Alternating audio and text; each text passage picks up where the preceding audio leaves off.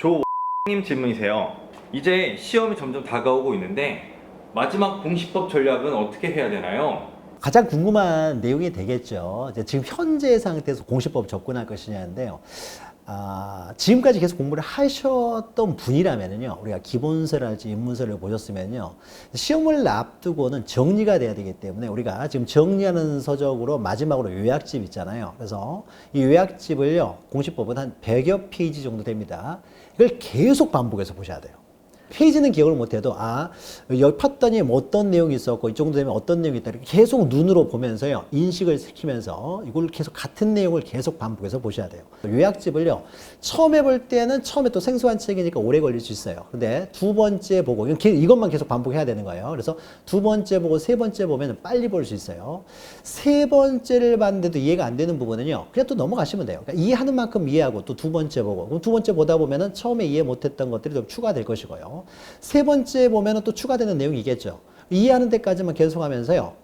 세 번째부터는 빨리 볼 수 있어요. 처음 두 번이 좀 어렵습니다. 그래서 그 두 번 어려운 그 과정만 끝내면요. 세 번째부터는 같은 책을 계속 반복하기 때문에 굉장히 빠르게 볼 수가 있어요. 나머지 1개월 동안에는요. 세 번 정도 봤으면요. 이 요약집을요. 한 100여 페이지 되니까요. 그때는 하루에 볼 수 있어요. 지적법을 하루에도 볼 수 있고 등기법도 하루에 볼 수 있어요. 그러다가 어느 정도 되면요. 한나절에 다 봅니다. 그런 식으로 그러니까 같은 책을 계속 반복해서 보다 보면요. 볼수록 시간이 굉장히 단축되고, 단축되면요. 빠른 시간에 보기 때문에 커다란 흐름을요. 한눈에 알 수가 있고. 그래서 이것을 만약에 여러분이 이 요약집을요. 하루에 다 볼 수가 있을 정도가 되면요. 여러분들은 거의 된 거예요. 그리고 거기 안에 있는 내용을요. 정확히 다 알 필요는 없습니다. 하루에 볼 수 있을 정도 되면은요, 여러분은 정리가 된 거예요. 적어도 요약집에 있는 내용이 나오면 80% 이상은 맞출 수가 있고요. 80% 이상만 요약집의 내용을 맞아도요, 여러분 시험에서요, 한 70점 이상은 나옵니다. 그러니까 같은 책을 계속 반복하셔라. 자, 그 다음에 문제집인데요. 이론만 계속 보면 문제에 대한 적응력이 떨어질 수 있기 때문에 문제집을 보는데요. 문제집은요, 문제집 자체를 목적으로 삼으면 안 돼요. 문제집은 그 문제 푸는 요령만 배우시면 되는 것이지 중요한 거는 내용이에요, 내용.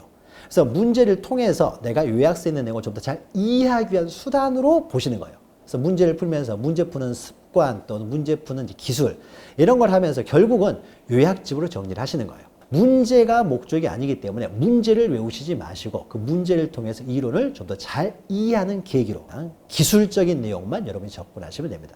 자, 그런 식으로 하게 되면요. 이미 기본서나 입문 강의를 통해서 어느 정도 공부하셨던 분들은 요약서만 계속 반복하시면요. 여러분들 공시법은 어렵지 않게 보실 수가 있습니다.